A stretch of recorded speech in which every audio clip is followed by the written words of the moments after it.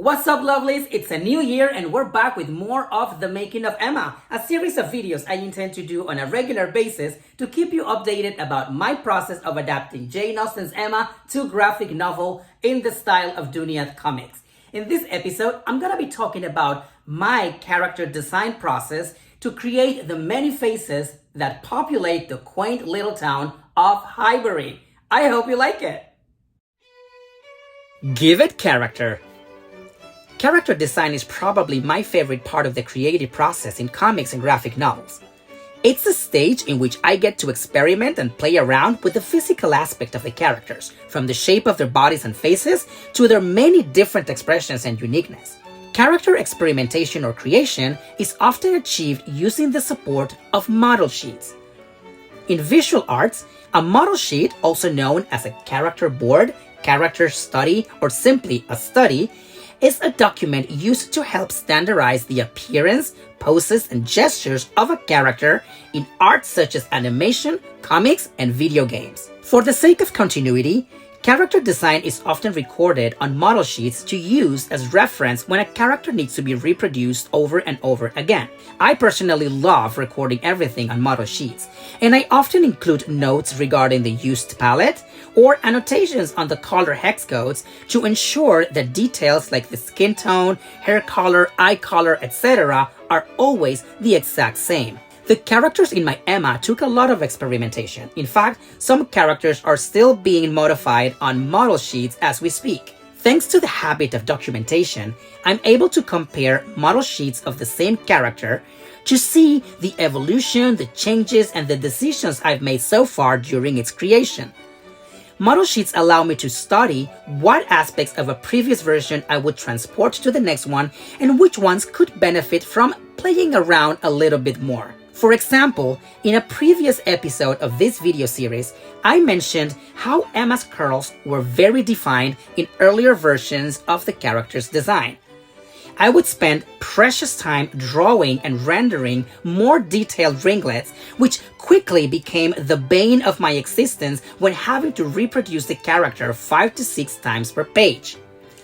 As the overall look of the graphic novel evolved into a sketchy, doodly, messy yet cute style, I decided it was not necessary to invest that much time on curls, as I opted for a different approach.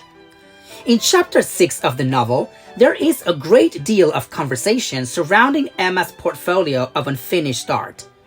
It reads, "Her many beginnings were displayed.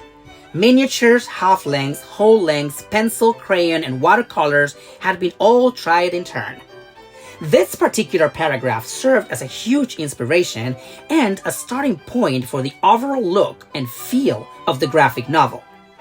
Using digital tools, I began combining crayons, pastels, pencils, and watercolors to create a world that gives a painterly, sketchy, slightly unfinished vibe, almost as if Emma Woodhouse herself were attempting to draw her own story.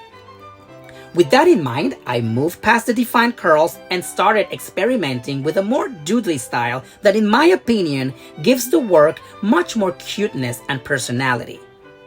I've always found very interesting that through the power of visual repetition, pop culture has often embraced Emma as a blonde, although Jane Austen never specified so.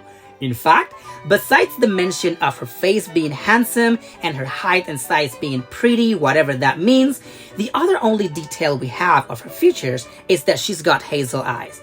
In chapter 5, Mrs. Weston tells Mr. Knightley that Emma has such an eye, the true hazel eye, and so brilliant. Ever since classics have been translated to different media from generation to generation, pop culture has played a principal role in standardizing visual references perceived as globally successful and perpetuating them through the ages by repeating a formula that yielded favorable results in the past. Thus, there is a preconception that Lizzie Bennet is a brunette, Emma Woodhouse is a blonde, and Lady Catherine surely wears purple because it is, as often depicted, a villainous color. Who is the fairest one of all? I wanted my Emma to be recognizable at a glance, so I decided to keep the appearance she had when she was first introduced to me. Emma is the one Austen heroine that is a depiction of comfort. Yes, she is handsome, clever, and rich, but she's also privileged, entitled, and meddlesome. When designing my Emma, I went for a color palette that would represent these aspects in a playful, colorful way. My comics are known for their pastel hues and the use of all shades of pink, so I naturally made use of all of this when creating Emma's elegant wardrobe. You will see her in a lot of pink, sage green, off-white, and baby blue. Her face features Duniath Comics' signature rosy cheeks and eyes that go in a gradient from dark at the top to light at the bottom. Her curls are now made of doodly spirals that give a much sketchier idea of ringlets falling freely on the sides. The shading is done with soft watercolors and airbrush, and the colored line art is drawn with a sketch brush that gives it a colored pencil vibe. I must say, I personally adore it.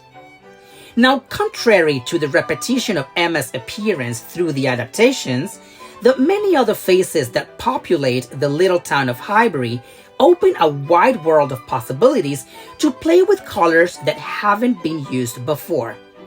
For my depiction of sweet Harriet Smith, for example, I opted to go darker. Even if Jane Austen indeed describes Harriet as a lovely girl with pale skin, blonde hair, and blue eyes, I thought important to depict a more diverse society than the one usually represented in most adaptations. So, from Mr. Knightley to Jane Fairfax, and from Miss Bates to Harriet, my characters make an effort to portray a more colorful cast simply because I believe that Jane Austen is for everyone. I will be diving deeper into the character design of Harriet Smith and Jane Fairfax, as well as the male characters, which have been quite the challenge given the complexity and the beauty of men's Regency fashion.